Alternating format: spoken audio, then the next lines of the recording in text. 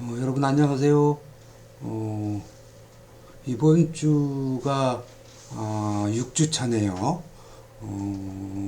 5주차까지 하고 6주차부터는 대면 강의를 하기로 예정돼 있었는데 어쩔 수 없이 계속 비대면으로 강의를 하게 됐어요. 어, 빨리 참 이 코로나 시국이 빨리 지나갔으면 진짜 하는 바람입니다. 여러분들도 마찬가지겠지만, 자, 이번 주가 6주차고, 다음이 이제 7주차인데, 8주차 때에 중간고사가 실시돼요. 8주차가 저희 이제 우리 건설 시공학이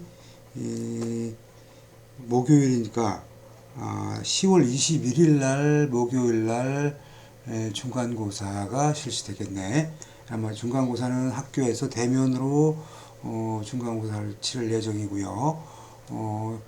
뭐 특별히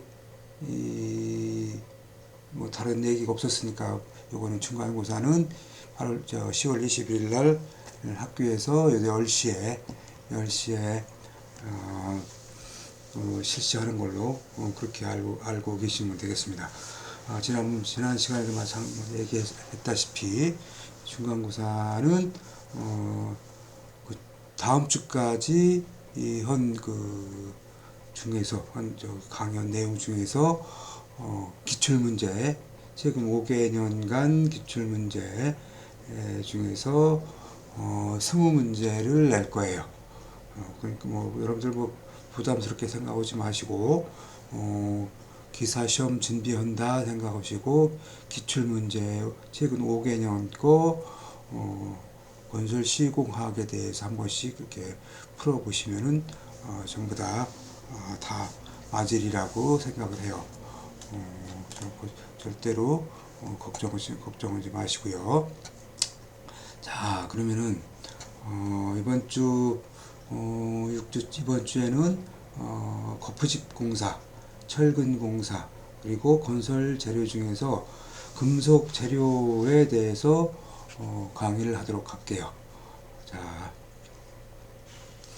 거푸집 공사. 거푸집 공사가 뭐냐? 거푸집 공사가 뭔지 좀 알아보고, 거푸집 구성, 종류, 그 다음에 조립, 취급, 이런 쪽으로 해서 강의를 하도록 할게요. 자, 거푸집이라는 건 뭐냐면은 철근 콘크리트 공사에서 콘크리트가 이 물하고 시멘트하고 자갈하고 섞어서 만들죠. 그럼 경화되기 전에는 이게 형태가 액체처럼 되어 있죠. 그래서 여기를 거푸집이 없으면은 이게 형태를 이룰 수가 없어요. 그래서 이 거푸집은 콘크리트가 경화해서 소유 강도 얻기까지 이 콘크리트를 일정한 모양과 치수로 유지시키는 역할을 하는 것을 우리가 거푸집이라고 해요. 그리고 또 거푸집이 콘크리트 속에 있는 수분을 바깥으로 빠지지 않도록 그렇게 방지하는 역할도 하고. 자, 그럼 거푸집만 있느냐? 거푸집 공사에서 이 거푸집을 스라브를 받쳐주는 역할을 하는 동발이라는 것이 있어요. 이건 동발이는 거푸집을 밑에서 받쳐주는 거야. 그래서 이것도 마찬가지로 강도 어느 정도 소유 요구되는 강도를 얻기까지 지지해서 완전히 이제 강도가 이제 얻어지면은 동발이를 해체하게 되는 이런 부재를 우리가 동발이라고 그래요. 그래서 거푸집 공사다 그러면은 거푸집과 동발이 이 공사 이렇게 여러분들이 이해하시면 되겠어요. 자, 그러면 이 거푸집은 이 요구 성능이 어떤 거냐? 요구 성능이 뭐냐? 우선 거푸집은 강도하고 강성이 있어야 돼요. 즉 공사 중에 발생하는 고정하중 콘크리트하고 철근을 형태를 이루어지는 거니까 거기에 그 체갑이라든가 무게를 받쳐줄 수 있는 강도가 있어야 돼요. 강도가 있어야 되고 이게 그러니까 이제 이게 변형을 일으킨다든가 뭐 찌그러진다든가 휜다든가 이러면 안 되고요. 그 다음에 이제 정밀성을 갖춰줘야 돼요. 즉 기둥 크기가 뭐 40cm 곱하기 40cm짜리다. 그럼 딱 40cm가 나와줘야 돼. 설계대로 시공이 가능하도록 정밀성이 있어야 되겠고, 그리고 이제 수밀성. 이게 이제 거푸집이 아까도 얘기했지만 묽은 콘크리트, 굳지 않은 콘크리트는 물이 그대로 있죠. 물이 빠져나가면은 콘크리트의 수화작용에 어느 데 필요한 시멘트가 수화작용하는 데 필요한 물을 밖으로 빼내서 콘크리트가 수화작용을 제대로 못할 수가 있어요. 그래서 그 수분 등이 누출을 방지할 수 있어야 돼. 그리고 무엇보다도 경제성이 좋아야죠. 돈이 많이 들어가면 안 되잖아. 그래서 적절한 경제성이 유지돼야 되니까 자재도 너무 비싸지 않아야 되고, 그 다음에 여러 번 사용이 가능해야 돼. 이런 요구 성능을 필요로 해요. 거푸집은. 자, 그러면 거푸집은 어떻게 구성이 되어 있느냐? 거푸집은 거푸집 판이 이제 판넬로 이렇게 되어 있는데, 판넬은 목재, 그 다음에 뭐 합판, 그 다음에 이제 합성 수지판, 그래서 이제 플라스틱이죠. 플라스틱. 그 다음에 이제 금속 데크 플레이트에서 철판으로도 된 것도 있고, 그 다음에 하프 PC라고 해서 뭐 PC는 이제 프리캐스트 콘크리트라고 해서 공장에서 철근 콘크리트를 만든 게 PC라고 그랬어요. 하프 PC는 영어로 하프가 절반이라는 뜻이잖아. 그래서 이 하프 PC는 슬라브 콘크리트에 사용하는데, 슬라브를 절반만 콘크리트를 공장에서 쳐와서 이거를 이 현장에서 슬라브를 하프 PC를 시공을 하고, 그 위에 철근으로 더 보강해서, 그 위에 이제 현장에서, 그 위는 현장에서 콘크리트 타설을 하는 걸 우리가 하프 PC 공법이다 이렇게 얘기를 해요. 그래서 하프 PC 자체가 슬라브판의 거푸집 역할을 하는 것이죠. 자, 그러면은 또 거푸집은 또 뭘로 구성이 되어 있느냐? 이 거푸집 판에다가 멍해장선이라고 하는 것으로 구성되어 있어요. 이 거푸집 판은 합판이라든가 뭐 이런 것들로 되어 있다 그랬어요. 근데 이 거푸집 판을 받쳐주려면은 그냥 뭐 합판이라든가 뭐 플라스틱 판을 그 위에다 바로 받치면 이제 이게 부분적으로 휘어지니까, 이거를 똑바로 단단하게 받쳐주기 위해서 우리가 그 서포트, 우리가 이제 동바리 위에 멍해와 그 다음에 장선이라는 걸 깔아서 여기 이제 그림에서 보면은 그 일본이 거푸집 너를 이제 거푸집 판이라고 그래요. 이걸 이제 이렇게 깔고 그 밑에 각재라든가 아니면 각파이프, 목재나 이제 철제 단관 파이프라고 되어 있죠. 50cm, 50mm에 50mm짜리를 깔고, 그 밑에 이제 멍해라고 하는 거를 다시 깔아서 그 멍해를 철제 서포트로 받쳐주고 있어요. 그래서 요게 이제 슬라브 거푸집의 형태가 이렇게 돼요. 요거는 여러분들이 멍해 장선 거푸집 널, 그 다음에 우리가 이제 지지라고 되어 있는데, 이건 동바리를 우리가 지지라고 그래요. 이걸 여러분들이 꼭 좀 기억을 해야 돼요. 이 모양, 형태 이런 것들을. 그래서 거푸집 구성이 그래서 여기 거푸집 널, 그 다음에 멍해 장선, 그 다음에 서포트, 그다음에 이런 것들로 이루어진다. 거푸집이. 거기에 이제 또 추가로 이 폼 타이라고 하는 요런 자재가 들어가는데, 요건 뭐 어떤 거냐면은 요 그림에서 보는 것처럼 거푸집과 거푸집 벽체라든가 기둥, 뭐 아니면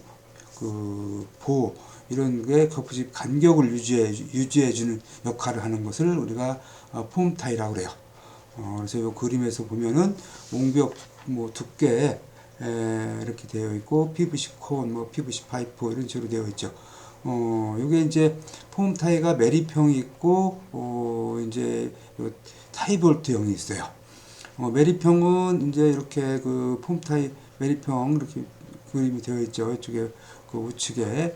이거는 외부 콘크리트 외벽 그뭐 외벽 콘크리트에 주로 사용을 해요.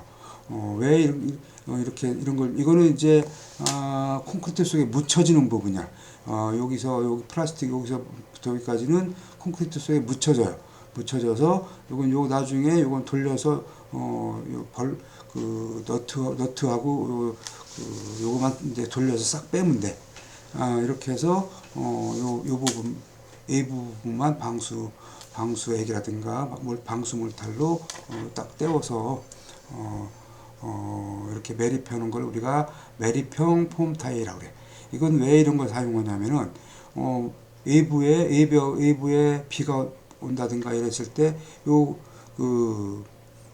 지금 그 폼 타이 구멍을 통해서 누수되는 걸 방지하기 위해서 그래요. 이쪽 타이볼트형은 관통을 하게 돼 있어요. 그래서 이거는 나중에 PVC 파이프를 대고서 폼 타이볼트를 이제 그 체결을 하기 때문에 이건 콘크리트가 경화되고 난 다음에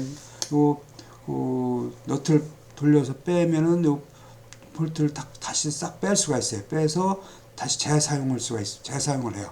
재사용을 할 수가 있어서. 근데 이제 이런 데는 이렇게 구멍이 남기 때문에 이제 A벽에서는 사용하게 되면 누수 때문에 안 돼요. 그래서 A벽에는 매립형을 사용한다. 이렇게 제거가 불가능한 이렇게 여러분들이 이해하시면 되겠고 폼 타이가 옹벽 두께라든가 뭐 기둥 두께 이런 걸 유지하기 위해서 설치하는 자재다. 그리고 이제 컬럼 밴드라고 되어 있는데 컬럼이 영어로 기둥을 우리가 컬럼이라고 그래요. 컬럼. 그래서 이 사진에서 보는 것처럼 기둥의 그 거푸집을 유지시켜주기 위해서 설치하는 걸 우리가 컬럼 밴드라고 그래.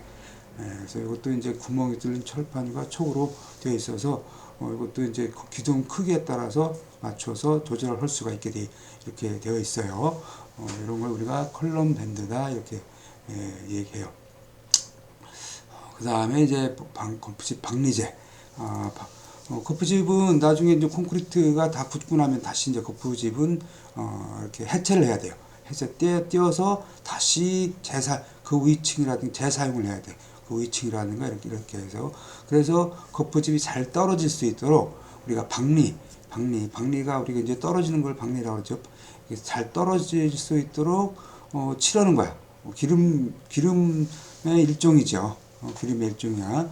그래서 뭐 물론 이제 유성과 수성 두 가지 종류가 있는데 이게 이제 잘 떨어지기 콘크리트가 나중에 굳고 난 다음에 거푸집이 잘 떨어질 수 있도록 이 거푸집 면에다가 칠해주는 걸 우리가 거푸집 박리재라고 그런다. 그렇게 이해하시면 되겠고. 자, 그럼 거푸집 종류는 어떤 것들이 있느냐? 거푸집 종류는 아까 얘기했듯이 뭐 목재, 합판, 그 다음에 뭐 그 플라스틱, 강재 뭐 이런 것들이 있다 그랬어요. 그래서 먼저 그 목재 거푸집은 이제 그 나무로 만든 걸 우리가 이제 나무니까 이제 송판 이런 것들이지 열판지로 만든 걸 우리가 목재 거푸집이라고 그러고 예전에는 이제 합판이 나오기 전에는 목재 거푸집을 많이 사용을 했는데 지금은 이제 목재 거푸집을 사용한 거는 목재의 문양을 낼 때 위주로 사용을 해요. 그리고 지금은 다 합판 거푸집을 사용해요. 합판 공장에서 넓게 이렇게 공장에서 합판이 나오니까 그리고 합판은 뭐 강도도 좋고 그렇기 때문에 합판을 많이 사용을 한다. 합판 거푸집을. 그리고 이제 유로폼이라고 있는데 유로폼은 이제 유니트화해서 합판에다가 뒤에는 이제 그 철제로 그 프레임을 만들어서 이제 휘거나 뭐 이러지 않도록 철제를 만들어서 각 규격별로 만들어서 사용하는 걸 우리가 유로폼이라고 해서 지금은 대부분 다 건설 현장에서는 우리나라 건설 현장에 유로폼을 가장 많이 사용을 하고 있어요. 이거를. 그리고 또 설계 자체도 유로폼을 사용할 수 있도록 그렇게 설계를 하고 있고. 자, 그리고 이제 강제 거푸집은 뭐 말 그대로 뭐 철강, 철제로 만든 거푸집을 강제 거푸집이라고. 알루미늄 거푸집은 또 알루미늄 거푸집이 있는데 이것도 알루미늄으로 만든 거푸집이고, 그 다음에 플라스틱으로 만든 거푸집, 이제 우리가 플라스틱 거푸집이다 이렇게 얘기해요. 뒤에 또 계속 나오니까 설명을 더 해주고. 자, 이렇게 사진에서 보는 것처럼 합판으로 이렇게 만든 건 합판 거푸집이고, 이렇게 송판 널판지로 만든 건 이제 목재 거푸집이다 이렇게 목재 거푸집이라고 그랬어요. 이런 걸. 그 다음에 이렇게 이제 유로폼. 여기 보면은 유로폼은 여기 이제 코팅 합판 위에다가 코팅을 이제 도료로 그러니까 이제 도장으로 코팅을 하고, 그걸 갖다가 요 뒤에 보면은 그 철제 앵글로 프레임을 만들었죠. 이렇게 만들어 가지고 쭉 연결해서 붙여서 사용하는 거 우리가 유로폼이라고 그래요. 제일 많이 사용한다 그랬어요. 그리고 이제 오른쪽에 보면은 철제 거푸집이라고 되어 있는데 철제로 저렇게 만든 거야. 저기 노랗게 보이는 거 보이죠? 저거는 이제 뭐 부식이라든가 이런 거 방지하기 위해서 철제 칠한 거고, 저건 다 철판으로 저렇게 만든 거야. 저런 걸 이제 철제 거푸집인데, 철제 거푸집 같은 경우는 굉장히 비용이 많이 들어가겠죠. 합판보다 비싸니까. 이런 거는 이제 저렇게 모양을 낸다든가 어쩔 수 없이, 그 다음에 이제 아주 여러 번 이 합판으로 만든 거는 이제 여러 번 사용하게 되면 합판이 헤어지고 이렇게 해서 여러 번 쓰는데 한계가 있어요. 근데 철판이라든가 나머지는 알루미늄, 플라스틱 이런 거는 아주 뭐 몇십 번씩 사용해도 이게 이제 크게 손상이 안 가죠. 그래서 이런 때 오히려 그 비용을 줄일 수가 있기 때문에 철제, 알루미늄, 플라스틱 거푸집을 사용을 해요. 여기 뒤에 보면은 요거는 이제 여러분 요게 이제 철제 비스무리하게 되어 있는데 이게 알루미늄이야. 이게 다 알루미늄이야. 이게 알루미늄이 강제보다는 철판보다는 가볍기 때문에 그리고 단단하고 가볍기 때문에 알루미늄으로 사용을 많이 하는데 굉장히 가격이 비싸요. 가격이 비싸다 보니까 어떻게 아주 여러 번 사용해야 그 경제성이 있겠죠. 그래서 초고층 50층, 60층, 요즘에 100층 이상도 많이 짓고 있죠. 초고층 아파트들. 그런 데는 이제 주로 이런 알루미늄 거푸집을 사용해요. 그 밑에서부터 100층짜리다. 그럼 100번을 쓸 수 있는 거야. 계속 올라가면서. 그렇기 때문에 이런 거 알루미늄 쓰고. 그 다음에 이제 옆에 보면은 플라스틱 거푸집 있죠. 이건 플라스틱 거푸집. 또 이것도, 이렇게 플라스틱으로 아예 이렇게 만들어서, 공장에서 만들어서 와서, 이거를 이제 계속 구간별로 계속 이렇게 거푸집 사용하고, 또 뜯어서 그 옆으로 옮겨서 사용하고, 이렇게 사용할 수가 있죠. 저런 것들은. 그래서 이것도, 여러 번 사용할 수가 있다. 플라스틱 거푸집을. 이런 걸 플라스틱 거푸집이라고 해요. 자, 그리고 이제 특수 거푸집이라고 있는데, 특수 거푸집은 이제 와플 폼이 있고, 그 다음에 슬라이딩 폼이 있고, 슬립 폼이 있고, 그 다음에 플라잉 폼이라고 이제 테이블 폼이 있는데, 와플 폼은 여러분들 이제 이렇게 와플 과자 있죠. 과자처럼 생기게 만든다 해서 이건 와플 폼이라고 해요. 와플 거푸집. 그래서 이거는 뭐 자주 사용하는 거진 않는데 스판이 굉장히 넓은 데 사용한다든가 모양을 위해서 사용을 하죠. 이건 이제 그 대신 이제 와플 폼은 이제 보호가 별도로 없이 저 와플 자체가 이제 보호의 역할을 하는 거죠. 이런 걸 와플 폼이라고 해요. 그 다음에 이제 위에 이제 슬라이딩 폼은 저런 굴뚝이라든가 원형 탑 이런데 똑같이 그 원형 저거는 이제 24시간 콘크리트를 계속 타설할 수가 있어요. 조금씩 올리고 조금씩 계속 이렇게 올리는 걸 우리가 저렇게 슬라이딩 미끄러져 올라간다 그래서 슬라이딩 폼이라고 그러고 또 이렇게 슬립폼도 마찬가지로 이렇게 미끄러져서 계속 타설해서 저걸 이제 위로 올려서 그대 똑같이 그대로 사용하고 지금 보는 것처럼 뭐 교량의 교각이라든가 이런 것들은 대부분 저런 슬립폼을 사용을 해요.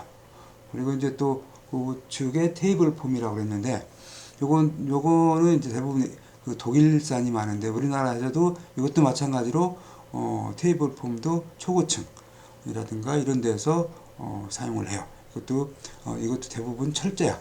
테이블 폼도 이렇게 테이블처럼 생겼죠. 이건 이제 멍해장선이 굉장히 사이가 넓죠. 그 멍해 사이가 이렇게 해서 요거 그대로 해체하고서 바로 또 위층에서 또 사용하고 굉장히 그 작업성을 좋게 만들었어요. 테이블 폼은 이런 걸 테이블 폼이다 이렇게 얘기하고 자 그다음에 그 거푸집 중에서 작업발판 일체형 거푸집이 있어요. 작업발판 일체형 거푸집이라는 것은 거푸집을 설치하기 위해서는 우리가 작업발판을 설치해야 돼요. 작업발판이라는 것은 우리가 이제 일반적인 이런 조그만 건물이라든가 이런 데서는 우리가 비계를 설치해서 거기다 작업발판을 설치하고 또 거기서 이제 거푸집 설치 작업, 철근 작업을 하게 되는데 요건 이제 이거는 이제 완전히 거푸집에다가 이런 작업발판을 같이 부착을 해서 이제 작업을 할 수 있도록 그렇게 만든 거야. 그래서 이런 깽폼이라는 게 있고 아까 슬립폼도 봤죠. 슬립폼 그다음에 클라이밍 폼, 터널 라이닝 폼 이런 것들이 있어요.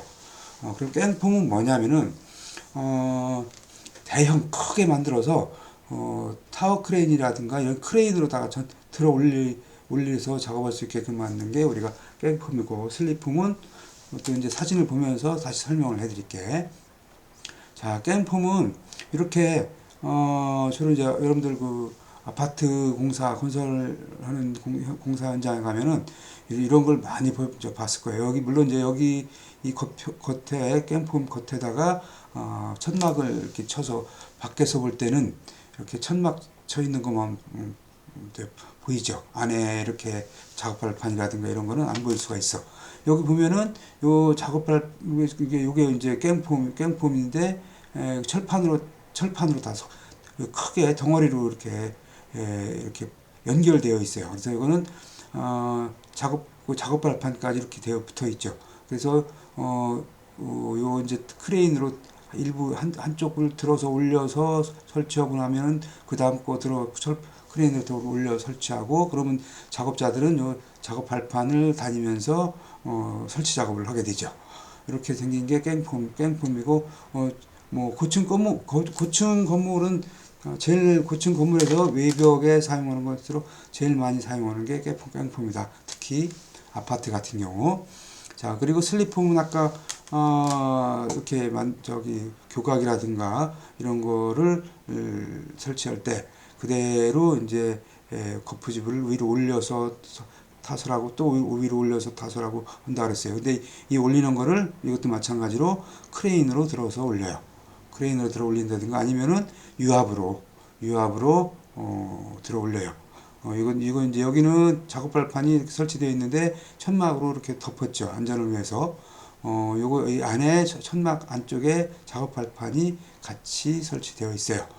자, 그리고 클라이밍 폼이라고 해서 요 사진에서 보면은 ACS 폼, RCS 폼 두 종류가 있는데 ACS 폼은 오토 클라이밍 시스템. 그다음에 RCS는 레일 클라이밍 시스템이라고 그래. 그래서 ACS는 오토 클라이밍이니까 유압으로 이렇게 이제 스위치로 이렇게 전기를 통해서 큰 폼 자체를 통째로 올리는 거예요. 통째로. 여기도 보면은 요 작업 발판들이 쭉 이렇게 되어 있죠. 위에 이제 이 깽폼처럼 크게 이제 폼이 되어 있고, 그다음에 RCS는 레일 클라이밍 시스템이라고 해서 레일을 이렇게 설치하고 그 레일 따라서 크레인으로다가 이 폼을 이렇게 올리는 거예요. 이거는 이제 그 유압을 올리는 게 아니고 크레인을 들어 올리는 거야. 그래서 이거 RCS 폼이다 이렇게 그래. 이것도 고층 건물에 주로 사용을 해요. 고층 건물은 대부분 클라이밍 폼을 사용한다. 그리고 이제 우측에 보면 터널 폼이 있죠. 터널 폼은 지금 터널의 골조 구성을 하는 걸 우리가 라이닝이라고 그래요. 여기 보면은 여기 배근이 되어 있고, 이게 동그랗게 이렇게 되어 있죠. 이게 거푸집이야. 이 위에 철근하고 같이 콘크리트를 타설하는 거예요. 그래서 여기 이제 근로자들이 이거는 뭐 이미 다 되어 있는 거를 콘크리트 타설하면은 딱 띄어서 또 그 옆으로 한 구간 더 나가서 콘크리트 또 타설하고 이런 식으로 되어 있죠. 이것도 작업 발판이 다 이렇게 설치가 되어 있어요. 자, 그 다음에는 이제 거푸집을 설명을 드렸고, 그 다음에 이제 동바리. 거푸집 공사에서 거푸집하고 동바리가 있는데, 동바리가 어떤 면에서는 더 중요할 수 있어요. 동바리가 잘못되면은 커다란 사고로 이루어지기 때문에, 동바리는 특히 굉장히 큰 무게를 감당하는 것이라서 사고를 유발할 가능성이 크다. 그래서 이 동바리는 여러분들이 더 신경 써서 공부를 해줘야 돼요. 자, 동바리는 이제 목재 동바리, 그러니까 나무로 된 동바리라는 얘기죠. 그 다음에 이제 파이프 소프트라 그래서 이건 철로 된 파이프로 되어 있어요. 그 다음에 이제 강관 틀 동바리라고 해서 요건 이제 그 강관 틀이라는 그 비계가 있는데 그런 비계를 갖다가 받치는 거고, 강제 동바리는 철제죠. 철제. 이건 철제로 된 강제 동바리가 있고, 그 다음에 이제 조립 강주식 동바리라 그래서 요즘에는 이제 요 시스템 서포트라고 그러는데 이거를 많이 사용을 해요. 그러니까 이거는 굉장히 이 조립식으로 되어 있어서 작업성도 좋고 더 안전하고 그래요. 그리고 그 다음에 보호 동바리가 있어. 보호 동바리가 있고 또 웨잉 서포트라고 하는 동바리가 있어요. 자, 이런 것들을 또 설명을 해주면은 그 목재 동바리는 뭐 나무로 사용하는 거라서 요즘에는 사용을 안 해요. 목재가 약해서. 지금 사진에서 보는 것처럼 파이프 서포트라고 되어 있죠. 지금 제일 많이 사용하는 이렇게 철로 된 파이프로 되어 있어서 이걸 갖다 받치고, 여기 보면은 구멍이 있어서 높이 조절이 가능하죠. 높이를 더 올렸다 내렸다 할 수가 있어요. 그리고 밑에는 이제 그 교량 상판을 이제 콘크리트 타설하기 위해서 이렇게 거푸집 설치하게 되어 있는데, 이렇게 생긴 거를 이제 강관 틀 비계라고 그래. 강관 틀 동바리. 이렇게 강관 틀로 되어 있어서 하나하나 조립해서 이거 이제 기성품으로 되어 있어 조립해서 설치하는 거를 우리가 강관 틀 비계라고 한다. 이제 그리고 이제 아까 얘기했듯이 시스템 동바리. 시스템 동바리는 하나하나 이 수직 부재, 수평 부재가 전부 다 규격화되어 있어서 이렇게 가세 경사진 사제라고 해요. 우리가 이것까지 다 공장에서 이렇게 규격화돼서 나와서 높이에 따라서 그 제품만 선택해서 가서 현장에서 이렇게 조립하면 돼요. 조립하면 되게 돼 있어요. 그리고 이거는 그 파이프 서포트 같은 경우는 아직 그 높이가 4m 이상의 경우에는 이게 무너지기 쉬워서 수평 보강을 해야 되는데, 이거는 저절로 수직 수평이 조립을 하게 되어 있기 때문에 수직 수평 가세까지 다 보강이 되어지므로 이건 높이도 이렇게 굉장히 높은 것도 가능해요. 그래서 굉장히 안전성이 있고, 물론 저것도 시스템 동바리도 붕괴 사고가 나긴 나는데 그래도 제일 안전하다. 그리고 이제 옆에 강제 동바리, 여기는 강제 철제로 그 H빔이라든가 I빔으로 이렇게 설치해야 되어 있죠. 이거는 이제 주로 교량의 그 저기 동바리로 많이 사용을, 굉장히 이제 무거운데, 이런 데 이제 주로 사용을 하게 되겠죠. 이런 걸 강제 동바리라고 한다. 그 다음에 이제, 아까 얘기한 보동바리, 그 다음에 이제 뭐 이건 이제 우리가 이걸 보동바리를 호리빔이라고 그렇게 이야기도 해요. 이건 어떤 거냐? 여기 사진에서 보는 것처럼 중간 밑에 서포트 받친 게 없죠. 요 보에는 우리 이제 파이프 서포트를 받쳐놨는데 슬라브 지금 설치한 부분에는 이렇게 지금 동바리가 없어. 이 동바리가 없는 대신에 저렇게 뭐 보처럼 생긴 거를, 트러스처럼 생긴 거를 양쪽에 보에 걸쳐대고 위에 이제 합판을 설치를 했죠. 바닥판을. 이런 거를 이제 보동발이라 그래요. 보가처럼 생겨가지고 이 보가 상부에 콘크리트하고 철근을 받쳐서 요거를 이제 양쪽 서포트가 설치되어 있는 곳으로 이제 하중을 내려갈 수 있도록 그렇게 한 거예요. 왜 이렇게 하는 거냐? 이건 밑에 부분에 서포트를 설치할 수 없을 경우에 적용을 하는 거야. 이게 조금 더 위험하긴 하겠죠. 그래서 이게 어느 정도 한계가 너무 이제 이런 건 이제 구조 검토를 해봐야 돼. 이런 것들은 이런 것들을 우리가 보호 동발이라고 한다. 자, 그리고 이런 이제 거푸집을 시공할 때는 시공 시 이제 고려되어야 될 사항들이 있어요. 그래서 거푸집 시공 시 고려 사항으로서는 거푸집 설치 시 정확히 설계에 나와 있는 대로 정밀도, 뭐 예를 들어서 옹벽을 10cm로 하게 되어 있는데 10cm가 아니고 20cm로 한다든가 이러면 안 되겠죠. 그래서 정밀도를 확보해 줘야 되고, 그 다음에 콘크리트는 층압이라는 게 있어서 콘크리트가 이제 물로 섞은 거기 때문에 물이 이제 수압이 있듯이 콘크리트도 층압이 있어요.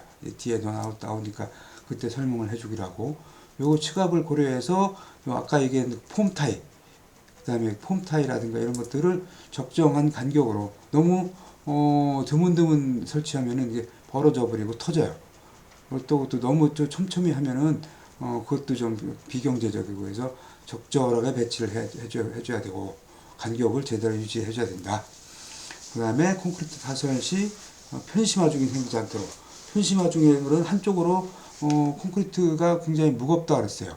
무거운데 한쪽으로 이렇게 몰아서 그 무거운 거를 타설을 하면은 그쪽에만 편심 하중이 발생해서 이게 이제 돌아버려요. 콘크리트가 거푸집이. 그래서 붕괴되기가 쉬워요. 그래서 항상 콘크리트 타설할 때는 기둥 먼저 하고, 그 다음에 이렇게 이제 편심 하중이 생기지 않도록 하중을 골고루 분산을 해야 돼. 그래서 우리가 이제 VH 분리 타설이라고 그러는데, V는 버티컬, 그 다음에 H는 호라이전털에서 수평 분리 타설 공법을 사용을 해야 된다. 그래서 기둥이 이제 수직이죠. 기둥 먼저 콘크리트 타설하고, 그 다음에 슬라브 콘크리트를 타설해야 된다. 이런 얘기예요. 그 다음에 지주 존치 기간의 준수. 지주는 이제 서포트, 이제 동바리를 지주라고 한다 그랬어요. 그래서 이건 지주는 콘크리트가 소요의 강도가 28일 강도가 충분히 발휘가 될 때까지 받쳐줘야 된다.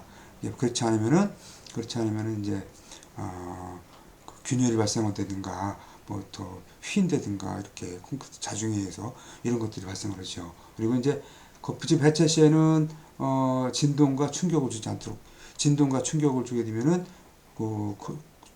콘크리트에 진동과 충격을 주게 되면 균열이 발생할 수도 있죠. 콘크리트에 완전히 굳지 않은 거라서 그래서 진동하고 충격을 주면 안 돼요.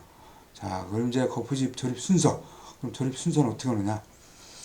먼저 이제 기초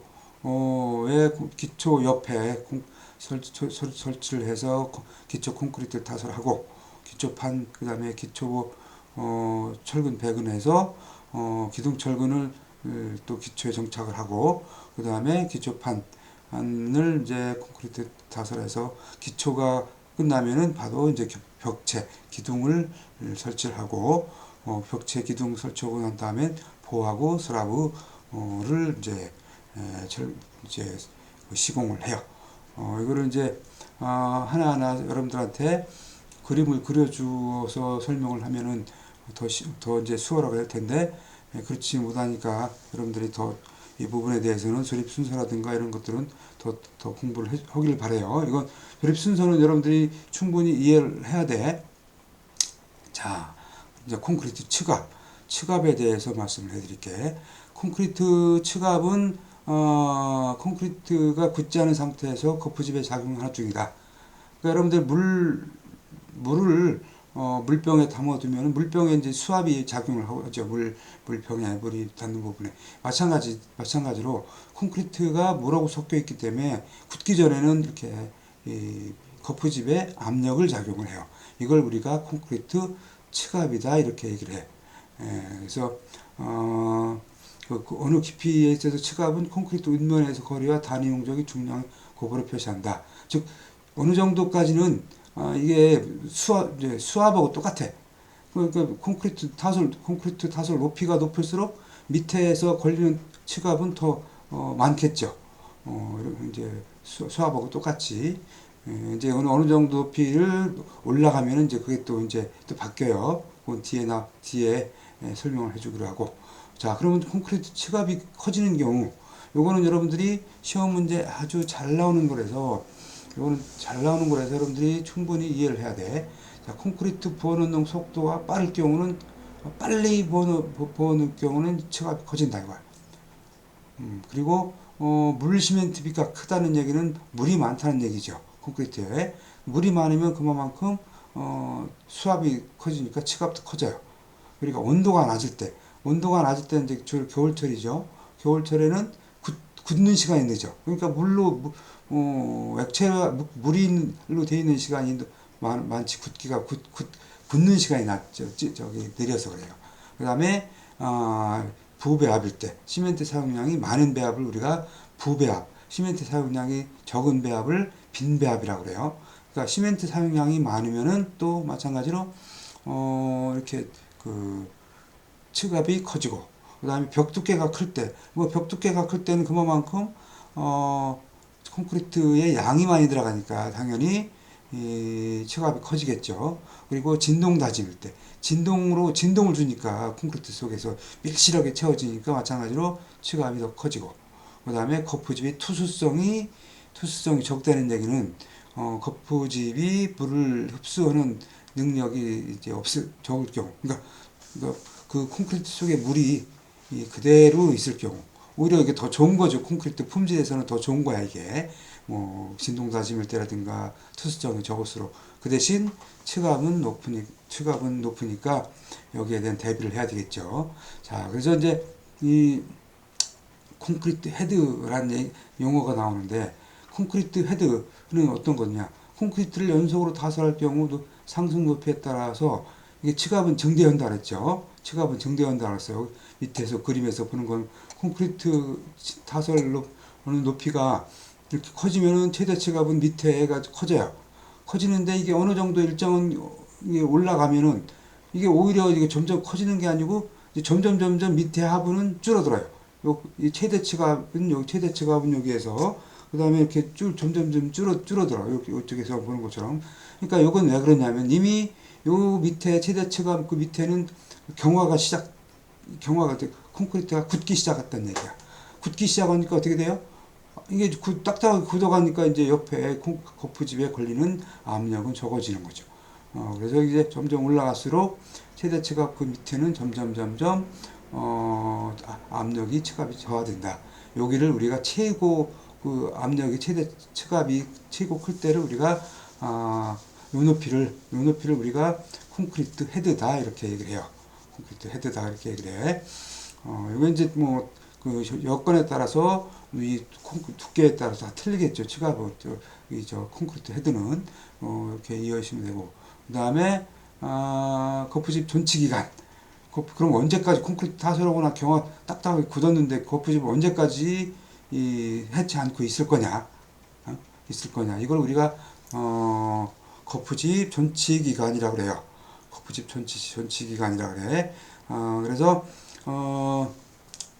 동바리, 거푸집 널, 거푸집 판, 거푸집 판 조치 기간은 기초 보옆 옆에 기둥이라든가 벽 거푸집은 우리가 콘크리트 압축 강도가 우리가 이제 5메가파스칼 이상 도달한 것이 확인되었을 때, 이건 이제 우리가 콘크리트 압력 테스트기를 가지고 이렇게 테스트를 해요.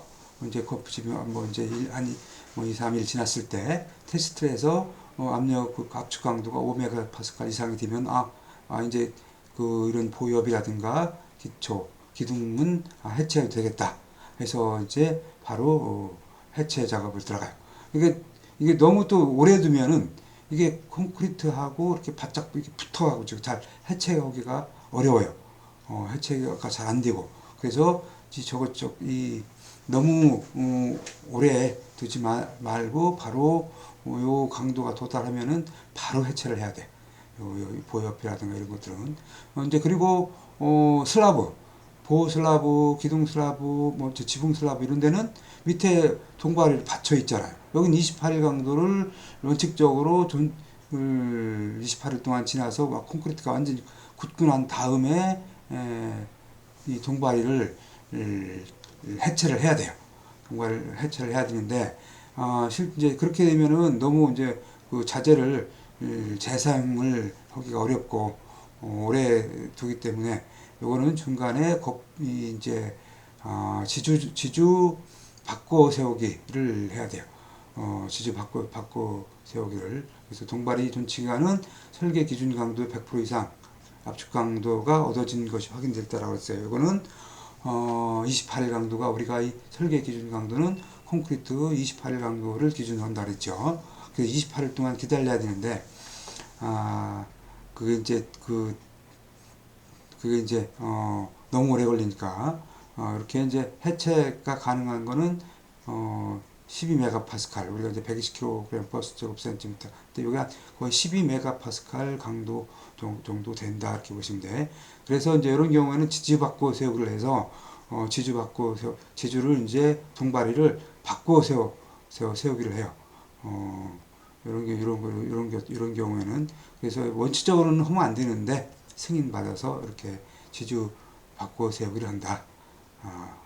이제 지주 바꾸는 거는 큰 보, 작은 보, 바닥판 순서대로 한다. 이렇게 이해하시면 되겠어요. 자, 그 다음에 이제 철근 공사, 거푸집 공사를 이제 다 됐고, 철근 공사에 대해서 말씀을 드릴게. 자, 철근은 여러분들 잘 많이 다 아시다시피 철근은 철로 된 철근으로서 이게 인장 응력을 담당하는 걸 우리가 철근이라고 그랬죠. 이 철근은 콘크리트 속에서 콘크리트하고 일체화가 돼야 돼요. 일체화가 돼야 돼서, 일체화가 되기 위해서는 부착 강도가 커야 된다 그랬어. 그래서 부착 강도를 크게 하기 위해서 우리가 철근을 공장에서 생산할 때 이형 철근, 마디하고 리브가 있는 이형 철근을 사용을 해요. 지금은. 그리고 이제 인장 강도를 담당하는 거라서 강도하고 환곡점이 당연히 커야 되겠죠. 강도가 충분히 인장 응력을 담당할 수 있도록. 그다음에 연성이 크고 가공이 쉬울 것. 연성이 크다는 거는 이게 이제 늘어나고 쫙 이제 이게 휘어지고 하는 그런 연성이 커야 된다는 얘기야. 이 연성이 크지 않으면 지진이라든가 횡력에 견디지 못하고 이게 그냥 바로 끊어져 버리든가 이렇게 돼요. 이게. 그래서 이 지진력에 견딜 수가 없어. 이런 것들은 그냥 부서져 버리기 때문에 연성이 약하면은, 강성만 있으면은, 그래서 가공이 쉬울 거. 철근은 가공을 해서 설치하니까 절단한다든가 휜다든가 이렇게 해서 설치하는데 그게 어려우면 안 되겠죠. 그 다음에 철근이다 보니까 부식, 녹에 대한 저항이 커야 돼요. 녹에 너무 금방 녹나면 안 되겠죠. 콘크리트 속에서는 절대 녹나면 또 안 되고. 그 다음에 용접이 잘 돼야 된다. 물론 이제 용접, 접합이라든가 이음이라든가 이런 부분에서 용접을 용접 접합을 사용 안 할 수도 있지만 그래도 용접이 잘 돼야 된다. 용접이 잘 돼야 된다. 그 다음에 이제 그럼 철근의 종류는 원형 철근이 있어요. 원형 철근은 지금 저렇게 생긴 것처럼 매끈매끈한데 지금은 뭐 거의 사용을 않고 그냥 본강이라 해서 지금은 원형 철근은 건설 현장에서는 사용을 안 해요. 철근 콘크리트에서는 지금 저렇게 생겼다 보니까 부착 강도가 너무 안 좋아서 부착 강도를 하려면은 이제 뭐 후크를 설치한다든가 뭐 이런 별도의 또 저걸 가공을 해야 되기 때문에 지금 설치한 저건 뭐 사용을 안 하고 뭐 공장에서 지금 나올 때 다 이형 철근으로 나와요. 이렇게 그 그림에서 보는 것처럼 여기서 보는 것처럼 요 마디가 있고 리브가 있죠. 이렇게 일렬로 이렇게 일자로 쭉 된 건 리브고 이렇게 마디가 돼 있는 건 이걸 마디라고 그래. 이런 것들이 콘크리트 속에 들어가서 콘크리트하고 꽉 물려 있어서 이게 일체화가 되는 거야. 그래서 요거 이제 요런 걸 이형 철근이라고 한다. 요게 이제 부착력을 원형 철근에 비해서 40% 향상시킨 거다. 이 마디하고 리브를 통해서 물론 요 형태는 마디와 리브 형태는 요거 이제 다 조금씩 틀릴 수가 있어요. 국가별로 이제 이건 우리나라는 이렇게 주로 나오고 뭐 중국이라든가 다른 나라에서는 이걸 뭐 요게 여기 리브가 좀 마디하고 리브가 좀 모양이 틀릴 수는 있어. 이제 그러다 보니까 이제 부착력이 좋다 보니까 후크 우리가 갈고리가 철근 가공할 때 원형 철근 같은 경우는 갈고리를 이렇게 만들어서 단부 끝부분에 갈고리를 만들어서 백을 했는데 이게 이제 필요 없어서 이제 요건 그냥 안 만들어도 돼요. 갈고리. 그래서 이게 양이 원형 철근에 비해서는 양이 좀 덜 들어가지. 갈고리 안 만들어도 되니까. 그러다 보니까 이게 고강도 할수록 철근 사용량이 절감이 된다. 이런 얘기고요. 그 다음에 규격은 D10, D13, D16 이런 식으로 표기를 해요. D10 그러니까 D10은 이제 거의 이제 직경 한 10mm 정도인데 0.993mm인데 원래는 거의 이제 10mm 그러니까 약 10mm라고 보면 되고 D13도 약 13mm 뭐 D16은 약 16mm 이렇게 이해를 하면 돼요. 그래서 앞에다가 D자를 표시한다. 이 원형 철근은 이형 철근은 그렇게 보시면 되고 자 그럼 철근 가공은 어떻게 하느냐 지금 그 사진에서 보는 것처럼 이건 이제 현장에서 직접 근로자가 철근을 절단하고 이렇게 기계를 가지고 이제 굽히는 작업을 하고 있죠. 이렇게 요게 가공하는 거야. 우측에 있는 사진은 아예 공장에서 철근 가공 공장에서 이렇게 가공을 한 거예요. 이걸 이렇게 가공을 해서 현장에는 차로다가 그 트럭으로 실어서 운반해서 사용을 해요. 지금은 웬만한 그 현장 좀 큰 현장은 다 이렇게 공장에서 이렇게 가공을 해요. 왜냐하면 현장에서 가공하면은 정확히 가공하기도 어렵고 또 비 오면 또 작업을 못 하고 여러 가지 그 작업하는데 한계가 있어서 또 가공장이 별도로 필요하고 그렇기 때문에 대부분 공장에서 이렇게 가공을 해서 운반에다 사용을 해요. 그래서 요거는 당연히 뭐 그 치수라든가 형상이 설계 도면대로 이루어져야 될 거고 그 다음에 이거는 이제 상온에서 일반 이제 열간 가공 뭐 상온 가공 이렇게 되는데 이건 일반 그냥 상온에서 가공을 해야 돼요. 이거를 뭐 열로 해서 가공한다든가 그러면 안 돼. 그리고 여기도 보다시피 가열 가공은 금하고 상온에서 냉간 가공한다. 가열을 하게 되면 이 철근은 자기 그 공장에서 나올 때 그 강도하고 변할 수가 있어요. 그래서 안 돼. 그 다음에 절단도 마찬가지로 이것도 절단도 그냥 기계적인 방법으로 절단을 해야 돼. 이걸 갖다가 이렇게 보통 산소 절단기로 이렇게 자르고들 많이 하는데 예전에 그렇게 하면 이것도 마찬가지로 열을 가하면은 그 철로서 그 본래 공장에서 나올 때 그 철 성질이 변할 수가 있어요. 그래서 안 돼. 그래서 이제 현장 가공 방식과 공장에서 하는 그런 그 방식이 있다.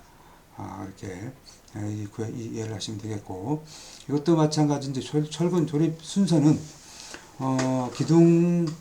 기둥에서부터 슬랍까지를 이렇게 설명을 한다 그러면은 기둥 주근, 그 다음에 기둥 띠근, 기둥을 감싸주는 걸 띠근이라고 그래요. 띠근을 배근하고, 그 다음에 옹벽 철근을 배근하고, 그 다음에 그 위에 보 주근을 이제 배근하고, 보를 이제 감싸주는 이 띠근 스터럽이라고 있어요. 스터럽을 설치하고, 그 다음에 슬라브 바닥 철근 배근하고, 요게 이제 철근의 조립 순서야. 그러고 이제 콘크리트 타설을 하는 거야. 자, 그럼 철근 조립 시에는 이런 준수사항을 해줘야 된다. 바른 위치에 간격, 설계대로 바른 위치에 배치하고 견고하게. 보통 이제 결속선 가지고 철근을 조립을 묶어주고 해요.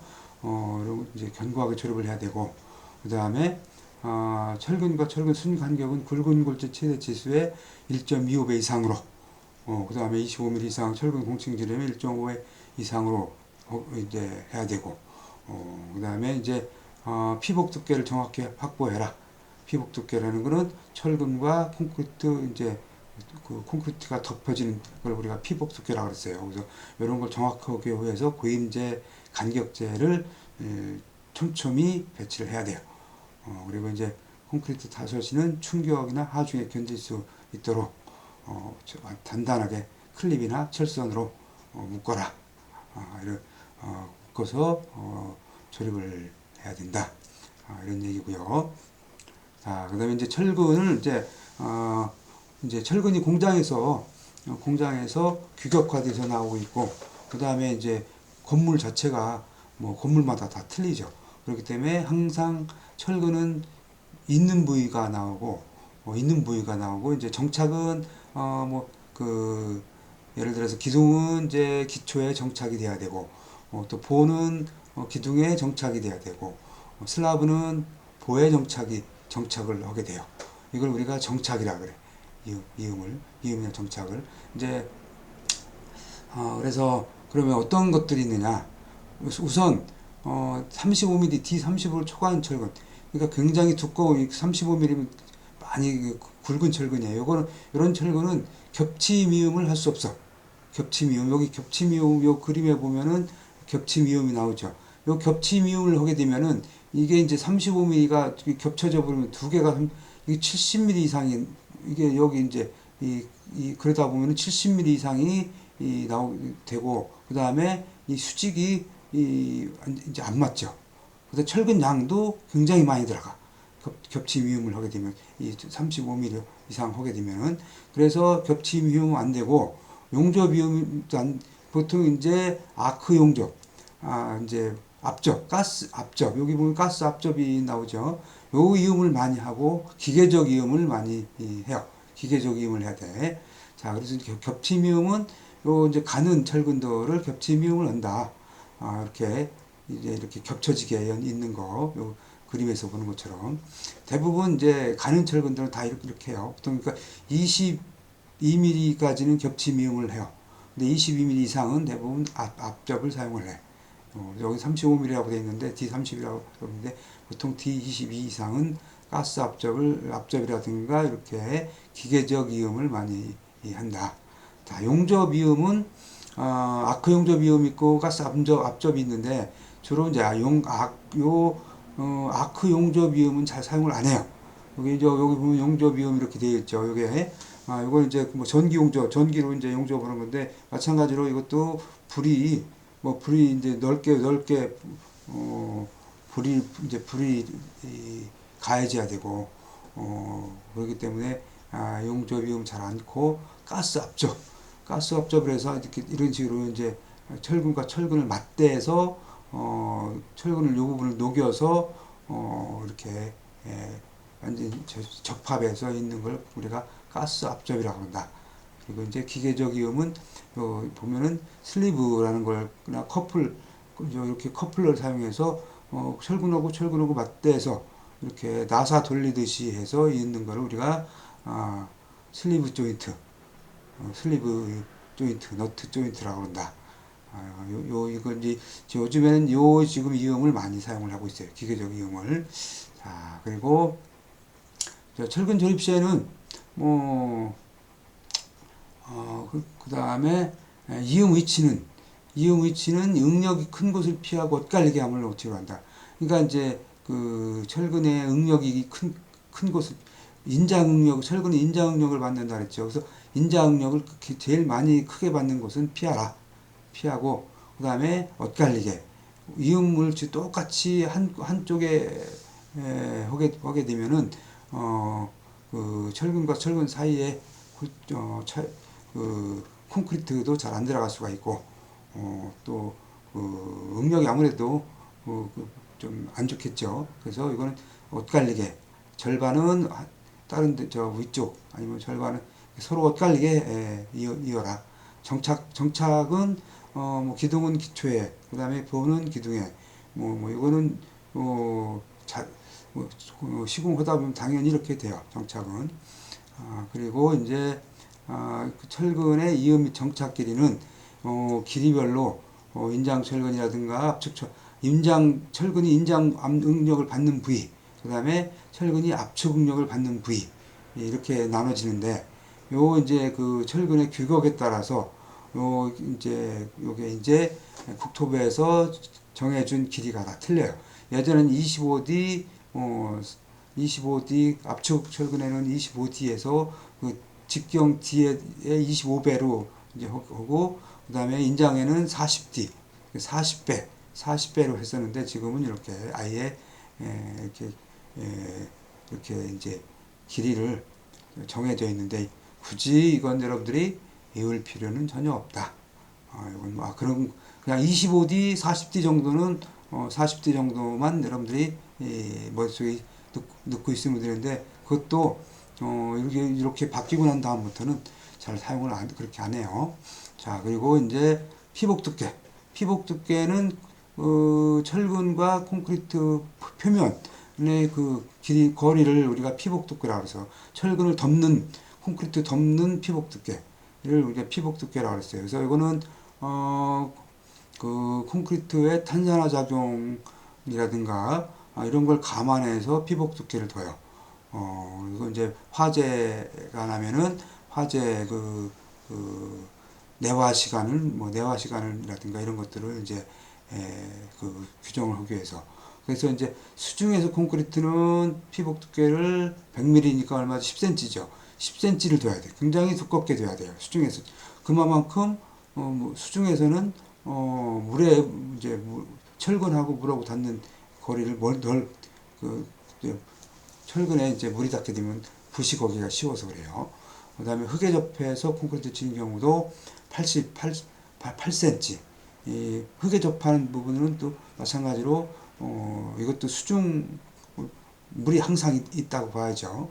그래서 그리고 이제 흙에 접하거나 5개 공기에 직접 노출되는 콘크리트도 마찬가지로 이것도 이제 6cm, 5cm 뭐 이런 식으로 이제 하게 돼 있고 일반적으로 기둥이라든가 슬라브에는 이렇게 보호 기둥은 3cm, 그 다음에 슬라브 벽체 장선은 3cm, 4cm. 근데 주로 이제 토목 교량이라든가 이런 데서는 4cm 이상으로 보면 되겠고 일반 건축물에서는 대부분 3cm를 기준으로 하고 있어요. 이렇게 건축공사 표준 시방서에 요거는 여러분들이 머릿속에 넣어두면 좋긴 한데 이걸 어떻게 외우라고 할 수는 없고 이건 이제 직접 시공하는 사람들은 이걸 이제 알아야 되겠죠. 근데 여러분들은 시공을 직접 하는 사람들은 아니고 이제 안전관리를 하기 위해서 시공을 알아야 되는 사람으로서 여기 차이가 있구나 하는 정도로만 여러분들이 이제 아시면 될 것 같아. 그리고 외우라고 하기는 저도 좀 그렇네요. 자, 그러면 이제 마지막으로 금속 재료에 대해서 설명을 해드릴게. 금속 재료, 건설 재료로서 금속 재료는 어떤 것들이 있느냐?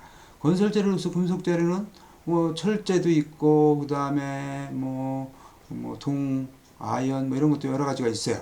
그래서 금속 재료는 건설 재료로서 금속 재료는 공업용 재료로서 사용되는 금속을 통틀어서 우리가 금속 재료라고 한다. 우리가 HB 철근이라든가 HBM이라든가 이런 것들 건설공사용에서 굉장히 많이 사용하죠. 이런 것들 철강제가 금속 재료고 비철금속도 우리가 굉장히 건설 현장에서는 많이 사용을 해요.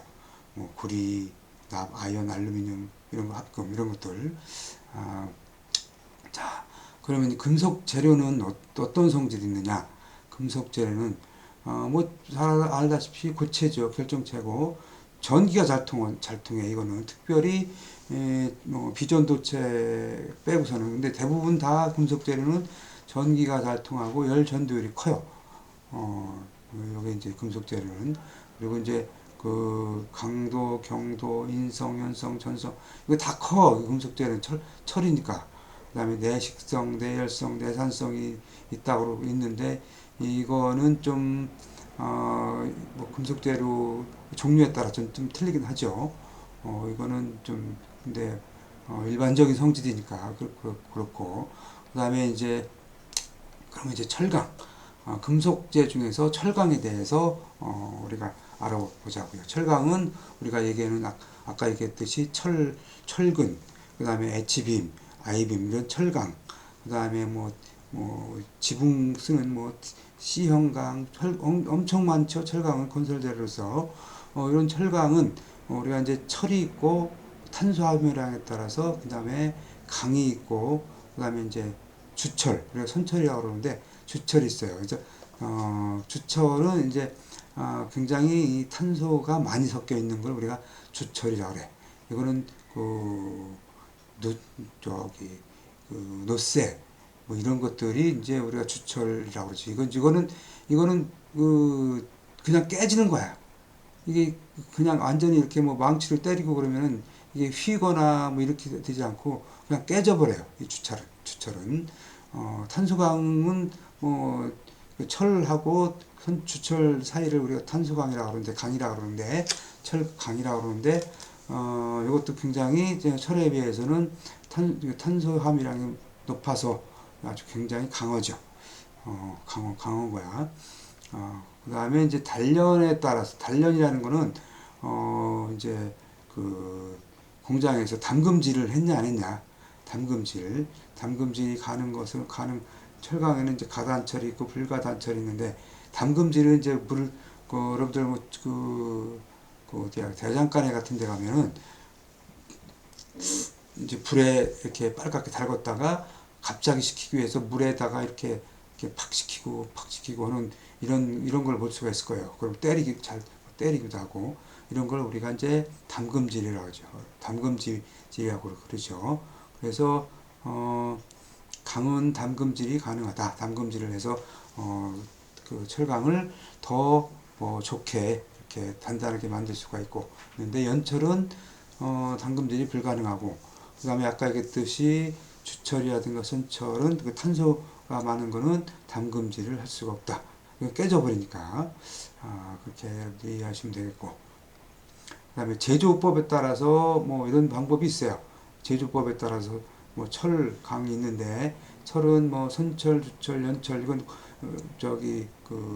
저기서 나왔을 때 용광로에서 나온 걸 가지고 그대로 이제 했을 때 그 다음에 이제 강은 이건 거기 탄소가 어느 정도 들어있는 거 그러니까 이제 그런 걸 강이라고 그런다 그랬죠.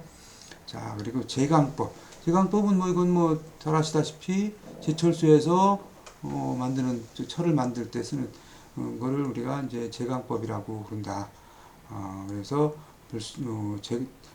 선철을 제철소에서 정련해서 탄소 함유량을 주철을 그러니까 제철소에서 정련해서 탄소 함유량을 줄여서 우리가 철도 만들고 강도 만든다. 이렇게 이런 공정을 우리가 제강 공정이라 그런다. 요건 이제 제철소에 이제 관련된 그쪽에 가서 이제 그쪽을 좀 공부하면 여러분들 다 알 수가 있어요. 강괴는 그 용광로에서 나온 철을 갖다가 이렇게 그 슬라브처럼 만든 걸 우리가 강괴락으로 얘기하죠. 이런 거를 요걸 강괴를 갖다가 또 제2 공장에서 이걸 또 여러 가지 제품으로 만드는 거야. 강괴를 요걸 강괴라고 한다. 그 다음에 이제 강을 어떻게 이제 성형 가공하냐. 강을 철강에서 강을 성형 가공할 때 아변 가공이 있는데, 아변 가공은 이제 그 아변기 롤러 사이에다가 앙편을 넣고 연속적으로 힘을 가해서 공장에서 눌러서 만드는 것을 이제 아변 가공이라고 그러는데, 열을 가해서 만드는 것을 우리가 열간 아변이라고 그러고, 그냥 열을 안 가고 상온에서 이렇게 롤러로 눌러서 하는 거를 냉간 아변이라고 그러는데, 열을 가하면은 그 찌가 이제 물러지죠. 물러지니까 여러 가지 만들 수가 있겠지만, 냉간으로 가열하게 되면 굉장히 힘들겠죠. 이게 이제 딱딱한 그 이제 철을 그걸 그러니까 냉간 아변은 하기는 하려면은 여러 가지 기술이 이제 필요하겠고, 그 냉간 아변은 철판이 더 뭐 좋다고들 그러더라고. 열을 안 가했으니까. 이런 거 이제 이렇게 뭐 물론 뭐 자동차용이라든가 이런 것 보통 냉간 아변으로 뭐 한다 그러죠. 다 뭐 거기까지 잘 모르겠지만 이제 이런 걸 아변 가공이라고 한다. 그다음에 인발 가공은 뭐 이제 철근이라든가 그다음에 이제 뭐 아까 이런 것들을 뽑아낼 때 구멍을 다이스 구멍을 내서 구멍으로 철로 된 철 그 물을 쫙 집어넣어서 길게 빼내는 걸 우리가 인발이라고 하죠. 인발이라고 그래요. 이걸 인발 가공이라고 하고, 그다음에 이제 압출 가공이라고 있는데, 이건 고온에서 아변 가공이 곤란한 구리, 알루미늄 주석 이런 것들, 비철금속 이런 것들을 뭐 형광이나 관을 만들 때 재료를 고온으로 가열해서 이것도 다이스 구멍으로 밀어내서 만드는 가공법이네. 압출 가공도 이건 이제 비교적 작은 것만 맞는데요. 그리고 표면이 고온 제품을 만들 수가 있다. 이렇게 인발 가공하고 비슷한데 압출 가공은 더 고급스러운 제품을 만들 때 사용한다. 그리고 이제 단조 가공은 이거는 강을 갖다가 이제 두드려서 두드려서 이제 기계 햄머나 수압기로 이걸 이제 그 두드려진다든가 이렇게 해서 만드는 걸 단조 가공이다. 이렇게 해서 비싼 이런 제품은 단조 가공이 많죠. 뭐 칼 만든다, 칼이라든가 뭐 이런 것들 단조 가공이라고 그래요. 이런 거를 그 대장간에서 망치를 사람이 이렇게 때려서 만들잖아요. 물론 이제 뭐 이건 이제 기계로 때리는 거지만 공장에서는 근데 이런 걸 단조 가공이라 그런다. 자, 그리고 이제 참고적으로 열처리, 열처리를 이제 우리가 뭐 이제 그 강을 뭐 빨갛게 달고 열로 달궜다가 그거를 얼마 담금질이라고 하죠. 담금질 그 열처리를 우리가 이거 이제 열처리는 그 과정이 풀림이 있고 담금질이 있고 뜨임이 있고 뭐 불림이 있는데 관심이 있는 사람들은 저게 뭔지 나도 저걸 직접 해보질 않아가지고 이렇게 정확하게 설명을 해줄 수가 없네. 그래서 이건 한번 그 관심 있는 사람들은 한번 읽어보고 이해를 하도록 해요. 내가 직접 해보면 여러분들한테 설명하기가 쉬울 텐데 한번 보시고, 그 다음에 이제 주철은 이제 탄소가 많은 걸 우리가 주철이라고 그랬어요.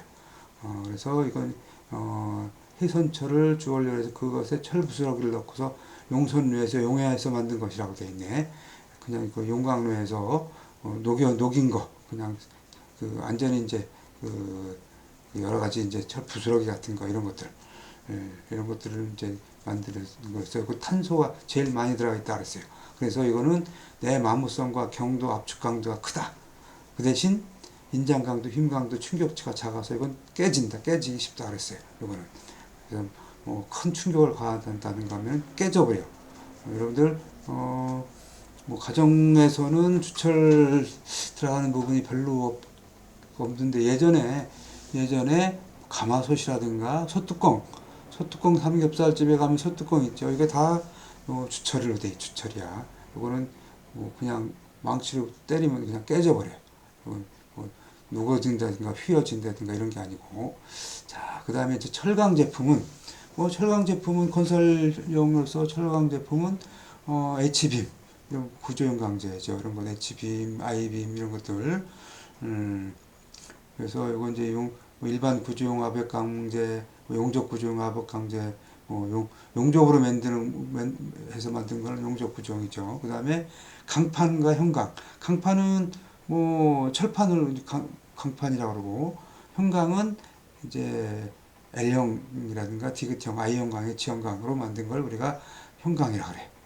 근데 이제 봉강은 철근이라든가 이런 것들을 이제 봉으로 만든 걸 봉강이라고 그러고, 그 다음에 선재, 철관들은 선재는 철선, 이런 것들을 우리가 이제 철강 제품으로서 공장에서 저렇게 뽑아내서 만들죠. 제철소에서. 저 제철소에서 저렇게 제품화해서 이제 판매를 하죠. 그 다음에 이제 비철금속. 비철금속은 이제 철강이 아닌, 이제 그 다음에 동합금으로서 이제 황동, 청동, 그 다음에 알루미늄, 이런 것들이죠. 그래서 이제 동은 여러분들 다 알다시피, 전기가 아주 잘 통하고 해서 전선으로 많이 사용하죠. 전선. 그 다음에 녹이 안 쓸잖아요. 그래서 녹이 안 쓰는 지붕재라든가 이걸 또 이렇게 많이 사용을 해요. 건설 현장에서. 이렇게 많이 사용을 하고, 그 다음에 동합금. 동하고 이제 합금을 만든 게 황동하고 청동이 있는데, 황동은 구리하고 아연을 합금한 게 황동이라고 그러는데, 주로 이거는 노쇠를 우리가 황동이라고 그래요. 노쇠를. 그래서 이런 황동은 건설 현장에서는 주로 이제 무슨 모양을 만들 때 글씨 새겨 넣는다든가 장식품 이런 걸 주로 사용을 하고, 청동은 구리하고 주석을 이제 구리하고 주석을 만들어서 합금을 하는 것도, 이것도 이제 청동 제품, 청동 건설 현장에서 사용하는 것보다도 이것도 이제 주로 무슨 모양을 만든다든가 무슨 제작을 할 때 많이 사용을 하죠. 모양을 만들고, 그 다음에 장식품, 또 이것도 마찬가지로 장식품을 사용하죠. 황동은 아주 보면은 아주 반짝반짝하게 노랗게 나오고, 그 다음에 청동은 좀 푸르스름하죠. 푸르스름해. 그 다음에 이제 알루미늄은 여러분 잘 알다시피, 아까 거푸집도 알루미늄 거푸집 있었고, 그 다음에 알루미늄 창호, 창 샤시가 알루미늄으로 많이 되어 있죠. 알루미늄으로. 커튼홀 같은 경우 큰 건물에 커튼홀에도 알루미늄으로 알루미늄으로 설치해서 거기다가 유리 끼우고, 굉장히 가볍고 가공하기가 쉬워서 굉장히 많이 사용을 하고 있죠. 알루미늄은. 근데 이제 알루미늄이 단점이 이 바닷가에 바닷가 해수에 부식하기가 쉬워요. 그래서 산호가 알칼리에 약하고, 그래서 주로 바닷가에서는 알루미늄을 잘 사용을 않는 편인데, 그렇다고 해서 샤시라든가 이런 거는 아파트 같은 데는 잘 사용하는데, 일반 빌딩에는 커튼홀 같은 데는 많이 알루미늄으로 주로 사용을 하고 있죠.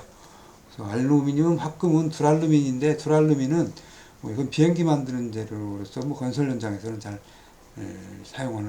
비싸서 사용을 않고 있어요. 자, 그리고 이제 아연, 주석 이런 것들이 있는데, 아연은 주로 이제 철판 도금할 때,